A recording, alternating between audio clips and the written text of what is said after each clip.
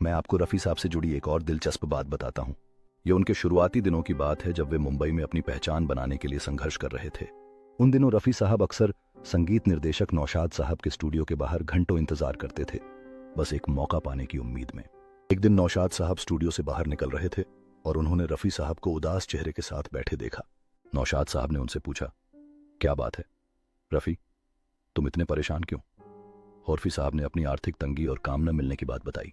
नौशाद साहब एक दयालु व्यक्ति थे।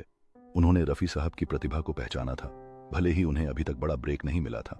नौशाद साहब ने रफ़ी साहब से कहा, देखो मेरे पास अभी कोई बड़ा प्रोजेक्ट नहीं है, लेकिन मैं तुम्हें एक छोटा सा काम दे सकता हूँ। मेरी अगली फिल्म में एक कोरस गाना है, क्या तुम उसे गाओगे? रफ़ी साहब के लिए ये एक छोटी सी किरण की तरह था।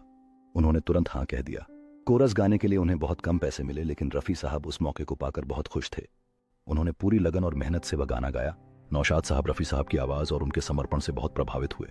इस छोटे से काम के बाद नौशाद साहब ने रफ़ी साहब को अपनी अगली बड़ी फिल्म में गाने का मौका दिया और यहीं से रफ़ी साहब की सफलता का सफ़र शुरू हुआ।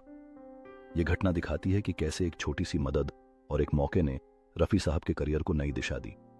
ये नौशाद साहब की दूरदर्शिता और रफ़ी साहब की प्रतिभा और धैर्य का भी प्रमाण है।